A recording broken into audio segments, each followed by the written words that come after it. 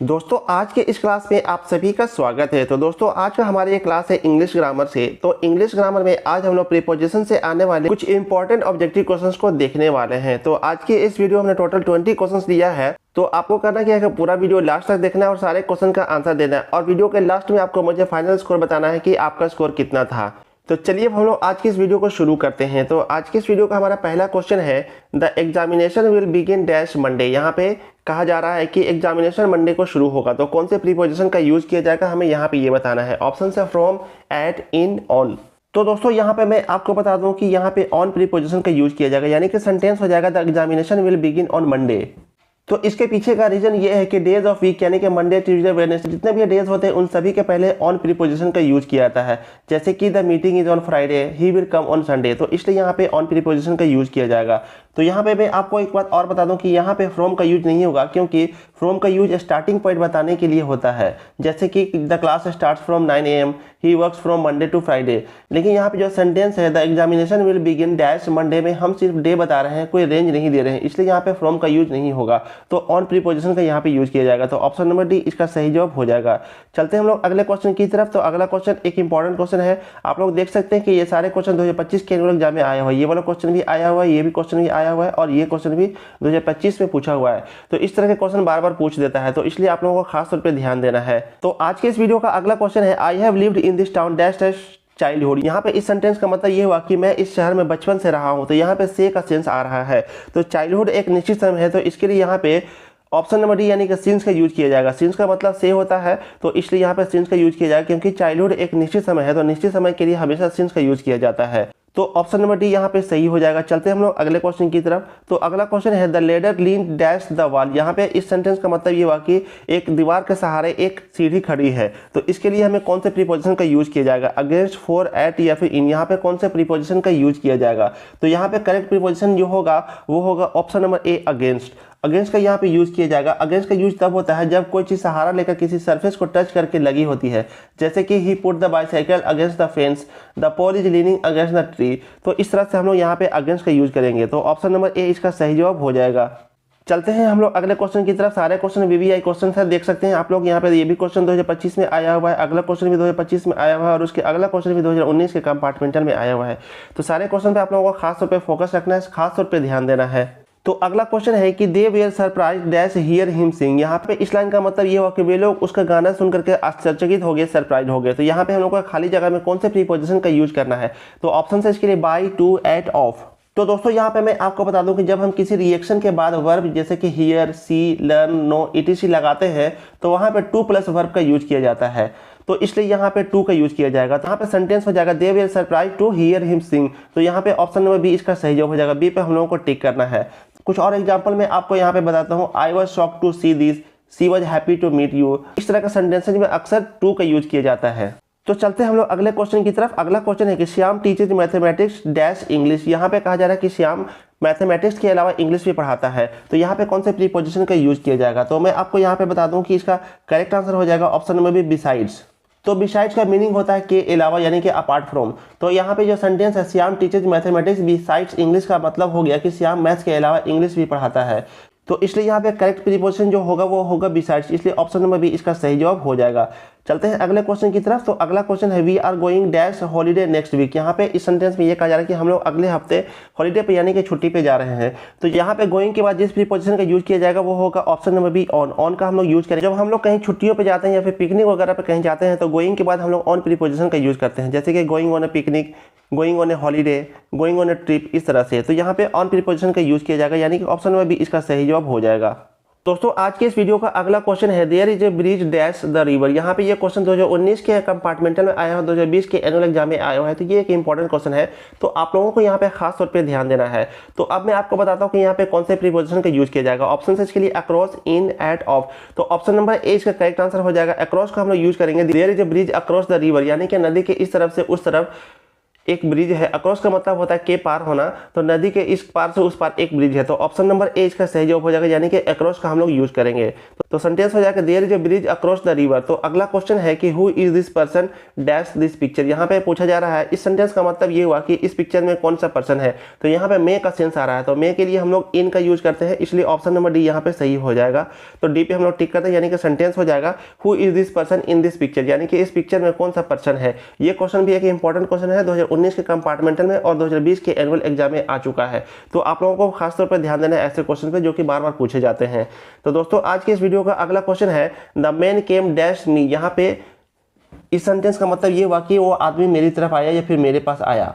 तो जब किसी व्यक्ति के पास आना होता है तो वहां पास हम लोग टुवर्ड्स का यूज करते हैं, तो इसलिए ऑप्शन नंबर सी यहाँ पे करेक्ट आंसर हो जाएगा। तो यहाँ पे सेंटेंस देखने से ये पता लग रहा है कि वो आदमी मेरी तरफ आया, तो यहाँ पे टुवर्ड्स का मतलब होता है की ओर, तो इसलिए ऑप्शन नंबर सी इसका सही जवाब हो जाएगा, यानी कि वो आदमी मेरी तरफ आ रहा है या फिर वो मेरी तरफ आया। तो इसलिए यहाँ पे ऑप्शन नंबर सी टुवर्ड्स यहाँ पे करेक्ट आंसर हो जाएगा। सी पे हम लोग टिक करते हैं और अगले क्वेश्चन की तरफ चलते हैं। तो आज के इस वीडियो का अगला क्वेश्चन है the dog is lying on the floor dash the table. यहाँ पे जो सेंटेंस है इसका मतलब ये हुआ कि जो एक कुत्ता है वो फ्लोर पे लेटा हुआ है और डैश द टेबल, यानी कि टेबल के नीचे। तो इसलिए यहाँ पे कौन से प्रीपोजिशन का यूज किया जाएगा, खाली जगह में हमें ये बताना है। तो इस क्वेश्चन के लिए ऑप्शन है इन, ऑन, इनटू, अंडर।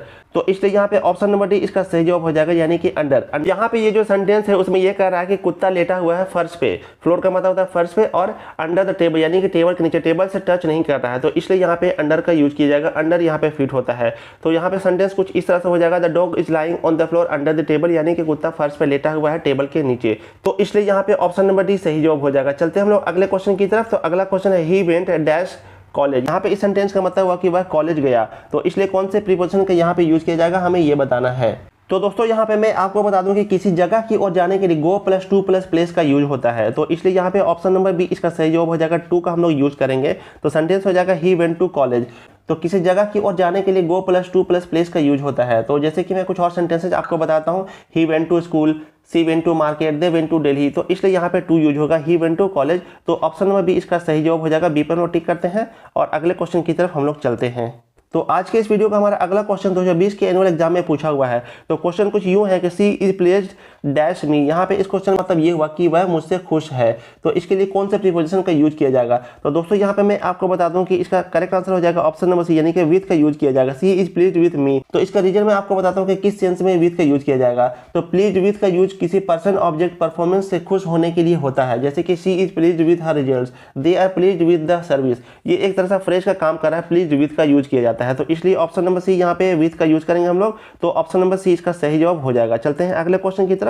तो अगला क्वेश्चन है he is going dash leave next week. इस तरह का एक और क्वेश्चन थोड़ी देर पहले भी आ चुका है, तो यहाँ पे ऑन का यूज किया जाएगा, यानी कि he is going on leave next week, वह अगले हफ्ते छुट्टी पे जा रहा है। तो ऑन का यूज हम लोग करेंगे यहाँ पे, ऑप्शन नंबर बी इसका सही जवाब हो जाएगा। जब हम छुट्टी पर जाने के लिए, लीव पर जाने की बात करते हैं तो इंग्लिश में ऑन लीव यूज होता है, इसलिए यहाँ पे ऑन का यूज करेंगे हम लोग। ऑन सही जवाब हो जाएगा। ऑप्शन नंबर बी पर हम लोग टिक करते हैं। दोस्तों आप लोगों को मैं यहाँ पे बता दूं कि 2020 के एनुअल एग्जाम में ये क्वेश्चन आ चुका है। अगला क्वेश्चन है there is a bridge dash the railway lines. यहाँ पे कहा जा रहा है कि रेलवे लाइन के पास एक ब्रिज है, तो इसके लिए हमको खाली जगह पे कौन से प्रीपोजिशन का यूज करना है, यहाँ पे इस क्वेश्चन में ये पूछा जा रहा है। तो दोस्तों यहाँ पे मैं आपको बता दूं कि इसका करेक्ट आंसर हो जाएगा option number D over. Over का यूज हम लोग यहाँ पे करेंगे। तो ओवर का यूज तब होता है जब कोई स्ट्रक्चर यानी कि ब्रिज किसी चीज के ऊपर से गुजरता है और उसको कवर करता है, तो ओवर का यूज किया जाता है। जैसे कि अ bridge over the river, a fly over over the road. तो इस तरह से हम लोग यहाँ पे ओवर का यूज करते हैं। तो जो ब्रिज होता है वो ऊपर से क्रॉस करता है, रेलवे लाइन के ऊपर बना होता है, इसलिए हमेशा यहाँ पे ओवर का यूज किया जाता है। हम लोग यहाँ पे एट का यूज नहीं करेंगे, एट का यूज करना गलत हो जाएगा। अगर यही यहाँ पे रेलवे स्टेशन रहता तो वहाँ पे हम लोग एट का यूज करते हैं, लेकिन चूंकि यहाँ पे रेलवे लाइन है इसलिए यहाँ पे ओवर का यूज होगा। तो ओवर करेक्ट आंसर हो जाएगा। ऑप्शन नंबर डी पे हम लोग टिक करना है। चलते हैं अगले क्वेश्चन की तरफ। तो अगला क्वेश्चन है कि leave the class dash once. यहाँ पे कौन से प्रीपोजिशन का यूज किया जाएगा, इस क्वेश्चन में ये पूछा जा रहा है। तो दोस्तों यहाँ पे मैं आपको बता दूं कि एट वंस का मतलब तुरंत होता है, तो इसलिए यहाँ पे एट का यूज किया जाएगा, यानी कि ऑप्शन नंबर सी इसका सही जवाब हो जाएगा। एट वंस एक फ्रेज है, एट वंस का मतलब होता है तुरंत या फिर इमीडिएटली, तो इसलिए यहाँ पे एट का यूज किया जाएगा। तो इस लाइन का मतलब ये हुआ कि क्लास को तुरंत छोड़ दो। तो ऑप्शन नंबर सी इसका सही जवाब हो जाएगा। ऑप्शन नंबर सी पे हम लोग टिक करते हैं और अगले क्वेश्चन की तरफ चलते हैं। तो आज के इस वीडियो का हमारा अगला क्वेश्चन है she agreed dash my proposal. तो यहाँ पे इस सेंटेंस का मतलब ये हुआ कि वह मेरे प्रपोजल से खुश है, यानी कि वह मेरे प्रपोजल से राजी हो गया है। तो यहाँ पे जो कौन सा प्रीपोजिशन का यूज किया जाएगा इस क्वेश्चन में ये पूछा जा रहा है। तो यहाँ पे मैं आपको बता दूं कि वर्ब एग्री के बाद हमेशा टू आता है। जब किसी बात, आइडिया, सजेशन या प्रपोजल से सहमत होने की बात हो तो उसके बाद एग्री के बाद हमेशा टू का यूज किया जाता है। तो ऑप्शन नंबर सी इसका सही जवाब हो जाएगा। टू पे हम लोग को क्लिक करना है। सेंटेंस हो जाएगा she agree to my proposal.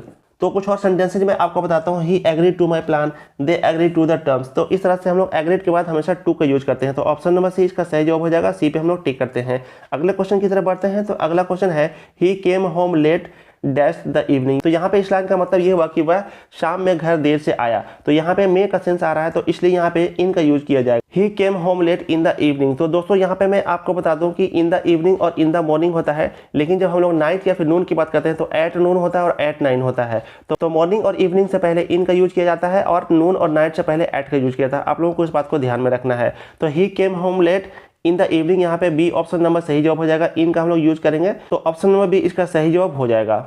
तो दोस्तों आज के इस वीडियो का अगला क्वेश्चन है संतोष डील्स डैश ग्रेन्स। यहाँ पे इस क्वेश्चन का मतलब ये हुआ, इस लाइन का मतलब ये हुआ कि संतोष अनाज में डील करता है। तो इसके लिए हमें कौन से प्रीपोजिशन का यूज किया जाएगा। तो आपको मैं यहाँ पे बता दूं कि डील इन का मतलब होता है किसी वस्तु के व्यापार में होना या बेचने खरीदने का काम करना। तो इसलिए यहाँ पे इन का यूज किया जाएगा। ऑप्शन नंबर बी इसका सही जवाब हो जाएगा। हम लोग को यहाँ पे इन भरना है, डील्स इन।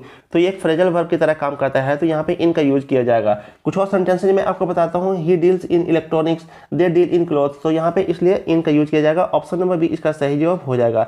चलते हैं अगले क्वेश्चन की तरफ। आज के इस वीडियो का लास्ट क्वेश्चन है। तो क्वेश्चन है कि he is vexed dash his neighbour. तो यहाँ पे मैं आपको बता दूं कि वेक्स्ड का मतलब होता है किसी व्यक्ति से परेशान होना, इरिटेट होना या फिर एनॉयड होना। तो यहाँ पे पड़ोसी से परेशान होने की बात की जा रही है। तो आपको मैं बता दूं कि यहाँ पे जो करेक्ट प्रीपोजिशन यूज किया जाएगा वह आएगा विथ, यानी कि ऑप्शन नंबर बी इसका सही जवाब हो जाएगा। यहाँ पे हम लोग को विथ का यूज करना है। विथ यहाँ पे करेक्ट आंसर हो जाएगा। तो इसके लिए कुछ और एग्जांपल्स मैं आपको बताता हूँ। She is vexed with her brother, they are vexed with the manager. तो इस तरह से हम लोग वेक्स्ड के साथ हमेशा विथ का यूज करते हैं। यहाँ पे करेक्ट सेंटेंस हो जाएगा he is vexed with his neighbour. तो ऑप्शन नंबर बी इसका सही जवाब हो जाएगा। बी पे हम लोग को टिक कर देना है। तो दोस्तों प्रीपोजिशन से आने वाले ये कुछ इंपॉर्टेंट क्वेश्चन थे। इसमें से बहुत सारे क्वेश्चन ऐसे थे जो कि प्रीवियस ईयर के एग्जाम्स में आए हुए थे। तो आप लोगों को खासतौर पर ऐसे क्वेश्चंस के ऊपर तैयारी करनी है, प्रैक्टिस करनी है।